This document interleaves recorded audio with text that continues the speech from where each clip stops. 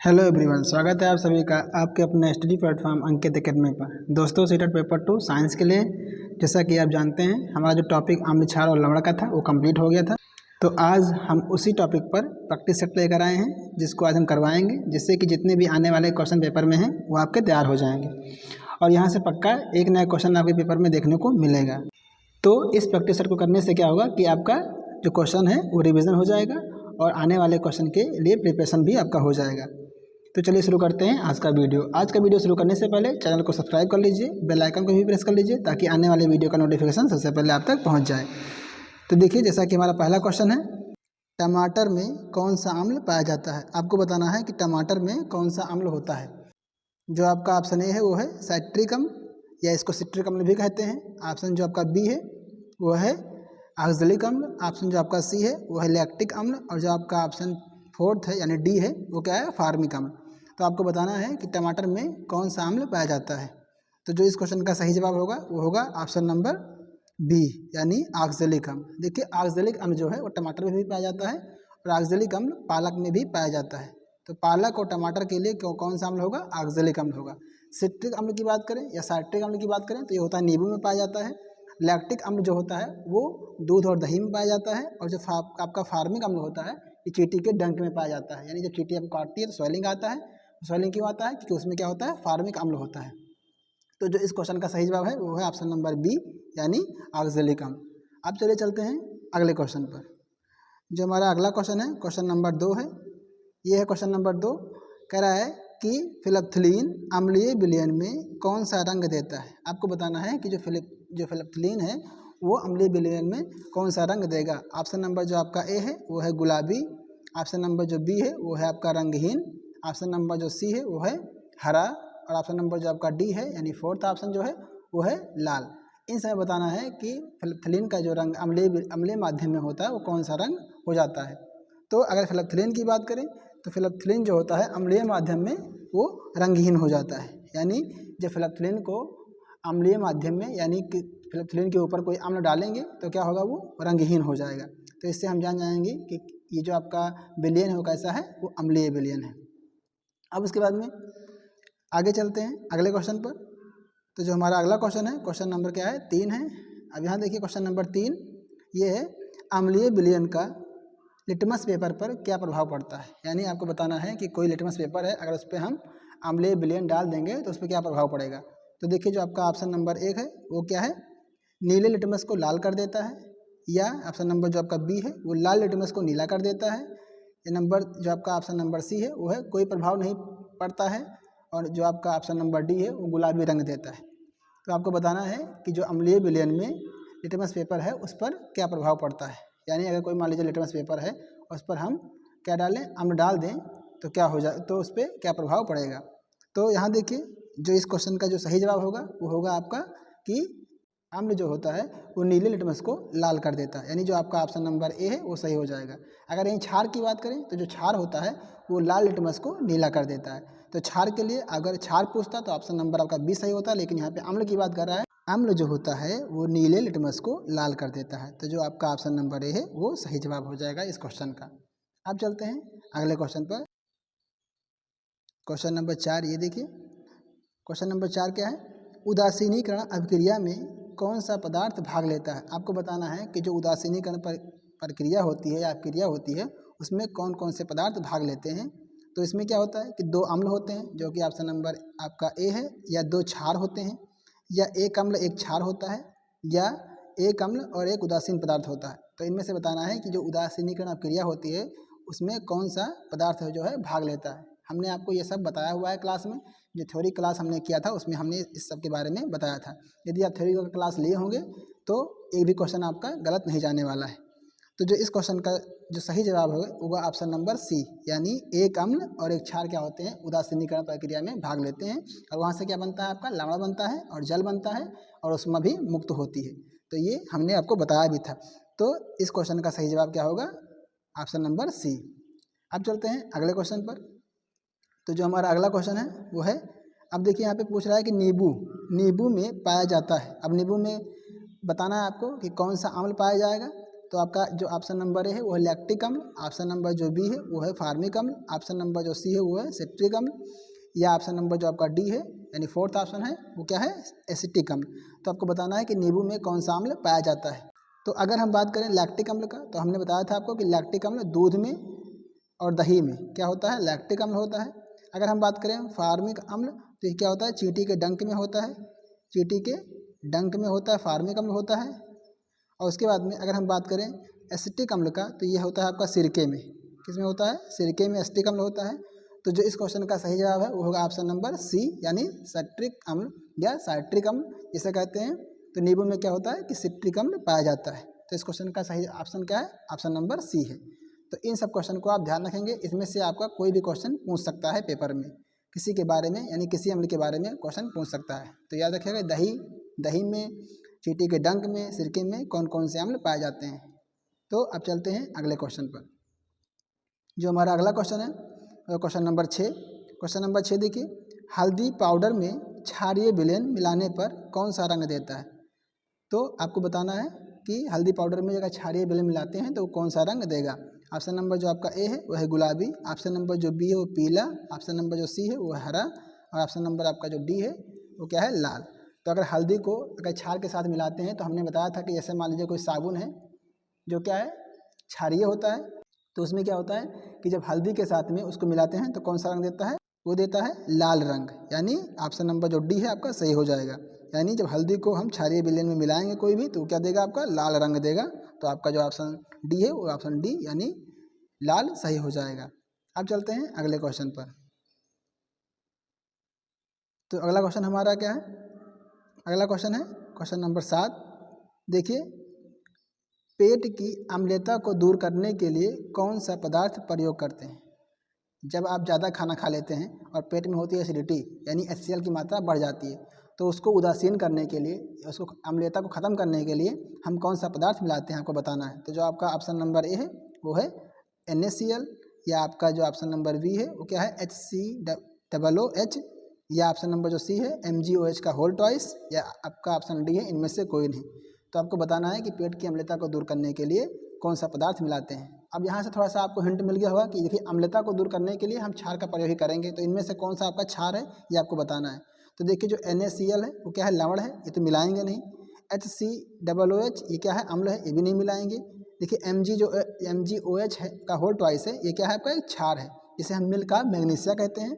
तो इसी का प्रयोग करते हैं अम्लता को दूर करने के लिए पेट के। तो आपका ऑप्शन नंबर सी क्या हो जाएगा, सही हो जाएगा। तो यहाँ से इस क्वेश्चन का सही जवाब ऑप्शन नंबर सी होगा। देखिए ये क्वेश्चन पूछा भी जाता है, ये क्वेश्चन पेपर में आता है, इसको आप इंपॉर्टेंट में लिख लीजिएगा। तो यहाँ से इस क्वेश्चन का सही जवाब क्या होगा, ऑप्शन नंबर सी। अब चलते हैं अगले क्वेश्चन पर। जो अगला क्वेश्चन है क्वेश्चन नंबर हमारा 8 है। इसमें क्या है, वे पदार्थ जिनका उपयोग यह जांचने के लिए किया जाता है कि कौन सा पदार्थ अम्लीय है या कौन सा पदार्थ क्षारीय है कहलाते हैं।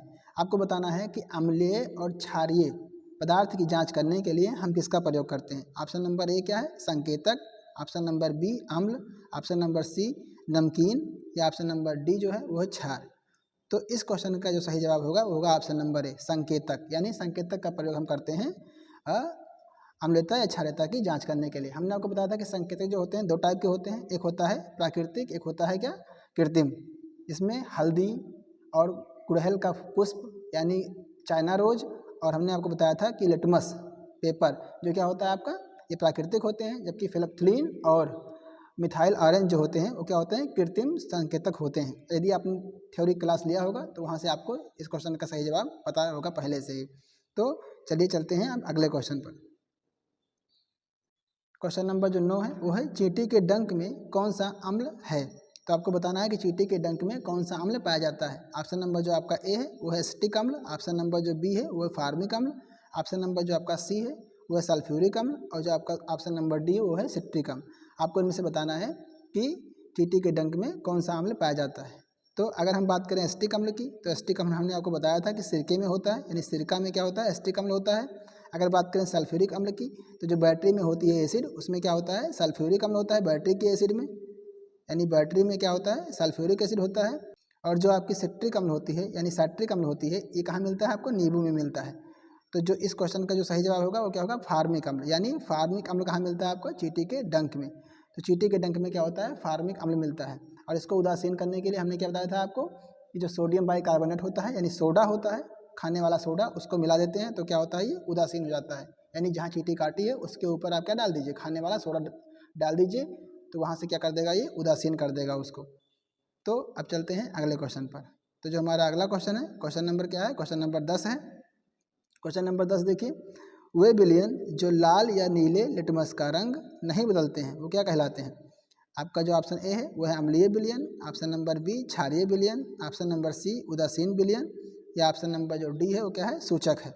तो आपको बताना है कि वो जो विलयन होते हैं जो लाल या नीले लिटमस पर कोई प्रभाव नहीं दिखाते हैं, यानी रंग उसका नहीं चेंज करेंगे, तो क्या आपका कहलाएगा वो विलयन। तो जो इस क्वेश्चन का सही जवाब होगा वो होगा उदासीन विलयन, यानी ऑप्शन नंबर सी क्या हो जाएगा, सही हो जाएगा। देखिए अगर लिटमस पेपर नीला से लाल होता है, नीले से क्या होगा, लाल होगा, तो उस पर क्या होगा, अम्ल का प्रभाव रहेगा। यदि आपका लाल से नीला होता है तो उस पर क्षार का प्रभाव रहेगा। लेकिन अगर कोई प्रभाव नहीं दिखाता है तो क्या होगा, आपका उदासीन होगा। यही आपका यहाँ से पूछ रहा था। तो अब चलिए चलते हैं अगले क्वेश्चन पर। तो जो हमारा अगला क्वेश्चन है, क्वेश्चन नंबर हमारा 10 है। यहाँ से आपको बताना है कि उदासीन विलयन में पीएच का मान होता है। आपको बताना है कि उदासीन विलयन में पीएच का मान कितना होता है। ऑप्शन नंबर जो आपका ए है वो 7 से कम, ऑप्शन नंबर जो बी है 7 से ज़्यादा होता है, ऑप्शन नंबर सी 7 ही होता है, या इनमें से कोई नहीं। तो अगर हम विलयन की बात करें तो उसमें होता है अम्लीय विलयन, क्षारीय विलयन और उदासीन विलयन। 3 तरह के विलयन को हमने पढ़ाया था। तो अगर अम्लीय विलयन होगा तो उसका पीएच जो होगा वो 7 से कम होगा। तो अम्लीय विलयन के लिए पीएच क्या होता है, 7 से कम होता है। और अगर क्षारीय विलयन है तो उसका जो पीएच होता है वो 7 से क्या होता है, ज़्यादा होता है। लेकिन अगर कोई विलयन उदासीन है, कोई विलयन क्या है, उदासीन है, तो उसका जो पीएच होगा कितना होगा, 7 होगा। जैसे कि जल है, अब जल का पीएच कितना होता है, 7 होता है। तो इस क्वेश्चन का सही जवाब क्या होगा, ऑप्शन नंबर सी यानी 7 होगा। उदासीन विलयन में पीएच का मान कितना होता है, 7 होता है। तो यहाँ से इस क्वेश्चन को आप याद रखेंगे। अब चलते हैं अगले क्वेश्चन पर। तो जो हमारा अगला क्वेश्चन है, क्वेश्चन नंबर आपका 12 है। कह रहा है कि ताजमहल के पीले होने का कारण क्या है। आपको बताना है कि ताजमहल पीला क्यों हो रहा है इस समय। देखिए जो ताजमहल है उसका रंग जो है वो सफ़ेद है, एकदम संगमरमर का बना हुआ है, तो क्या है वो सफ़ेद रंग है। लेकिन इस टाइम क्या हो रहा है, जो आपका ताजमहल है उसका रंग पीला पड़ रहा है। तो आपको बताना है ऐसा क्यों होता है। तो जो आपका ऑप्शन नंबर ए है वो ध्वनि प्रदूषण से हो रहा है, ऑप्शन नंबर जो आपका बी है वो अम्ल वर्षा से हो रहा है, ऑप्शन नंबर जो सी है वो वनों की कटाई से ऐसा हो रहा है, या ऑप्शन नंबर जो डी है उपरोक्त सभी। तो आपको इनमें से बताना है कि ताजमहल का पीला रंग क्यों हो रहा है, या ताजमहल के पीले होने का कारण क्या है। तो अब जो इसका सही ऑप्शन है वो होगा ऑप्शन नंबर बी यानी अम्ल वर्षा। अम्ल वर्षा से क्या हो रहा है कि जो ताजमहल है उसका रंग पीला पड़ जा रहा है। तो अब चलते हैं अगले क्वेश्चन पर। जो हमारा अगला क्वेश्चन है, क्वेश्चन नंबर है 13। इसमें आपको बताना है कि अम्लीय वर्षा के लिए कौन सा गैस जिम्मेदार है। देखिए इससे पहले वाले क्वेश्चन में क्या था कि ताजमहल का पीला रंग क्यों होता है, तो होता है अम्लीय वर्षा की वजह से। अब देखिए अम्लीय वर्षा के लिए कौन सा गैस जिम्मेदार है, यानी अम्लीय वर्षा कैसे होती है, क्यों होती है, तो उसके लिए कौन सा गैस जिम्मेदार होता है।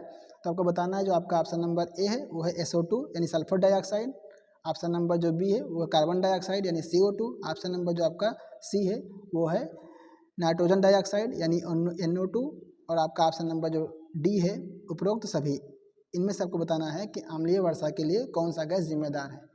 तो जो इस क्वेश्चन का सही जवाब होगा वो होगा ऑप्शन नंबर डी यानी उपरोक्त सभी। ये तीनों गैस क्या होते हैं, अम्ल वर्षा के लिए जिम्मेदार होते हैं। हमने आपको बताया था इससे पहले वाले थ्योरी वाले क्लास में, क्या बताया था कि अगर SO2 से SO2 जो है वो जल के साथ अपक्रिया करता है, SO2 जल के साथ अपक्रिया करता है तो बना लेता है आपका सल्फ्यूरस अम्ल यानी H2SO3 यानी सल्फ्यूरस अम्ल का निर्माण करता है, जो कि क्या है, एक अम्लीय वर्षा के लिए जिम्मेदार होता है। तो सल्फ्यूरस अम्ल जो होता है वो क्या होता है, बारिश के पानी के साथ में उसी में मिल जाता है और फिर क्या होता है, ये अम्ल वर्षा का रूप धारण कर लेता है। CO2 की बात करें तो जो CO2 होता है, CO2 के साथ में जब जल मिलता है, बारिश वाला जो पानी मिलता है, तो ये बन जाता है आपका कार्बोनिल अम्ल यानी H2CO3। H2CO3 बन जाता है, कार्बोनिल अम्ल से कहते हैं। तो ये भी क्या होता है कि अम्ल वर्षा के लिए जिम्मेदार होता है।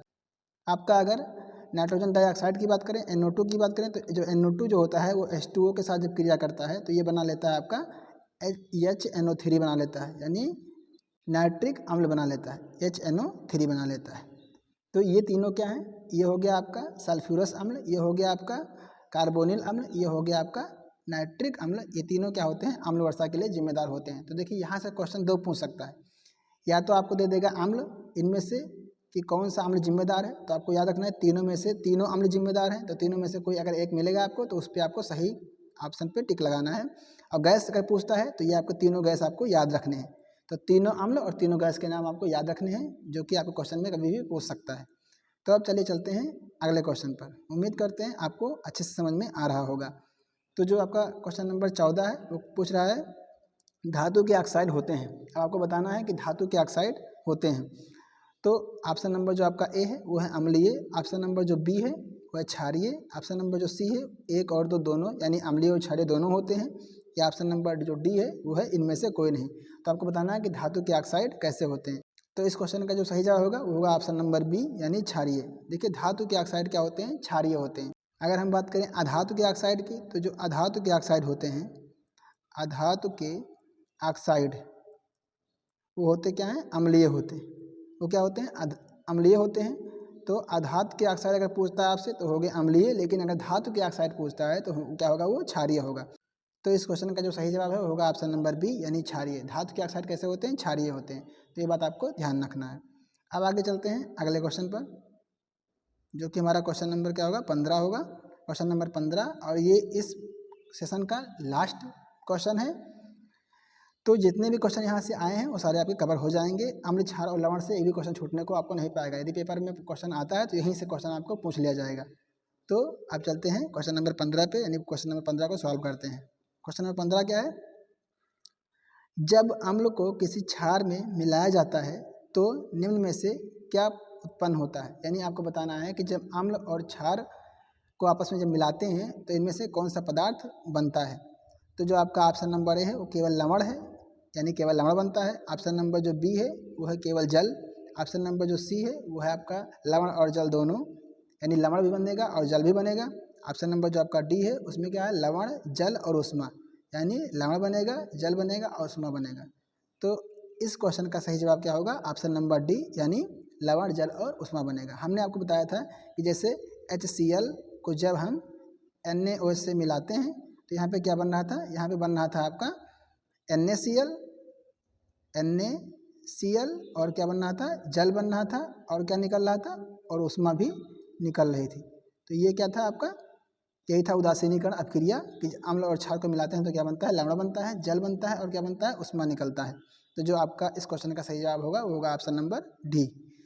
तो ये थे हमारे अम्ल, क्षार और लवण से आने वाले जितने भी क्वेश्चन पेपर में संभावना है आने की, ये वही क्वेश्चन थे। तो इस क्वेश्चन को आप प्रैक्टिस कर लेंगे तो आने वाले पेपर में आपका कोई भी क्वेश्चन छूटने को नहीं पाएगा। उम्मीद करते हैं आपको वीडियो पसंद आया होगा। यदि वीडियो पसंद आई है तो चैनल को लाइक कर दीजिए, सब्सक्राइब कर लीजिए और बेल आइकन को भी प्रेस कर लीजिए, ताकि आने वाली वीडियो का नोटिफिकेशन सबसे पहले आप तक पहुँच जाए, जिससे आपकी तैयारी बेहतर से बेहतर हो सके। और हाँ, वीडियो को शेयर करना भी ना भूलें, ताकि आपके जो भी मित्र, यार, दोस्त हैं उन तक भी ये वीडियो पहुँच जाए, ताकि उनकी भी तैयारी अच्छे से हो सके। तो चलिए मिलते हैं एक नए टॉपिक के साथ में अगले वीडियो में। तब तक के लिए नमस्कार, जय हिंद दोस्तों।